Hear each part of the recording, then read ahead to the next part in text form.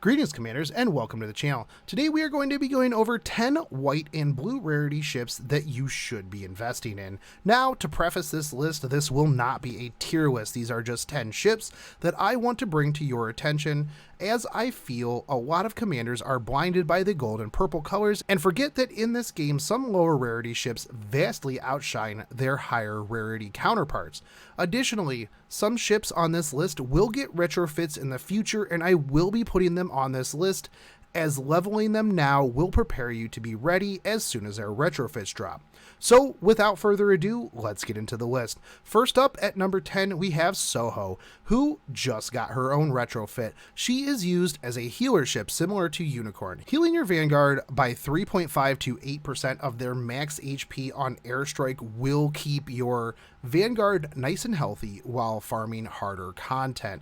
Additionally, once retrofitted, she will bring more damage than her counterpart Unicorn. After retrofitting Soho, you also gain the air support skill, increasing the air power of other carriers on your backline by 5 to 15%. So if timed right, this can vastly increase the damage of the next ship on our list, number 9, Ranger. Not only does her retrofit increase her already impressive assets, but it also increases her damage cap to massive levels.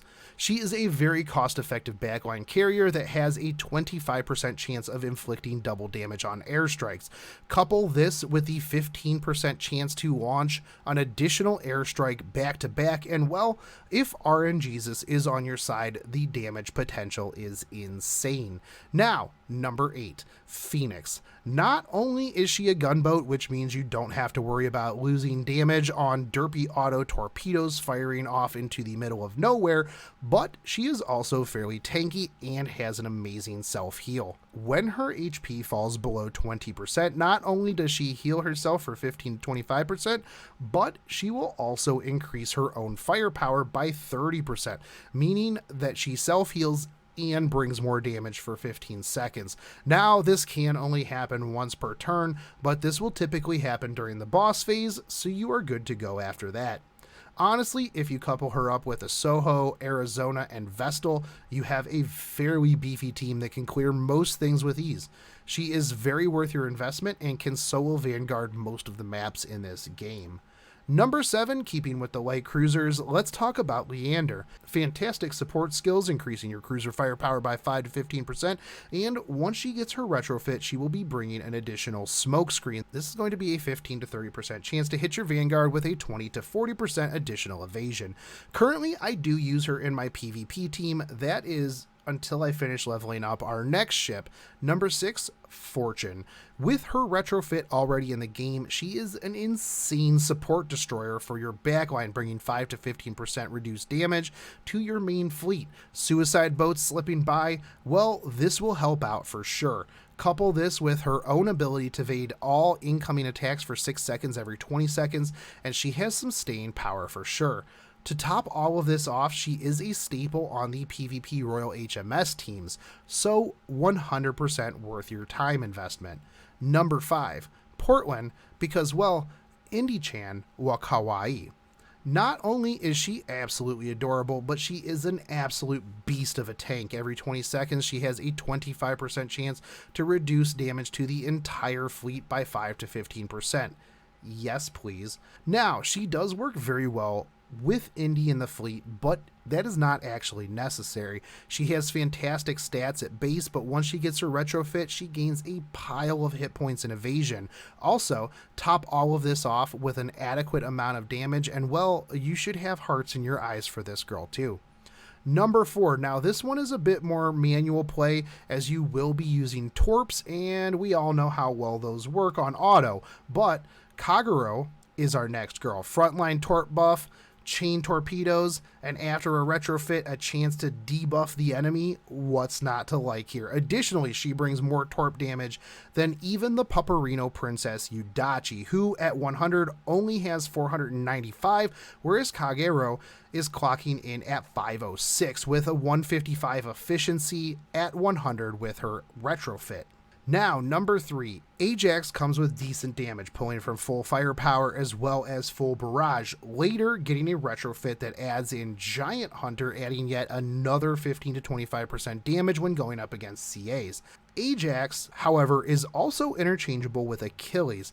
They have the same stats as well as skills, and their retrofitted firepower of 192 actually outpaces most CLs.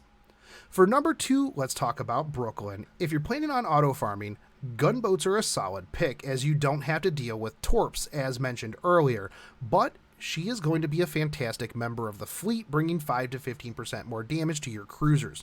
So if you are filling out your front line with auto farming gunboats, well, now they're doing even more damage.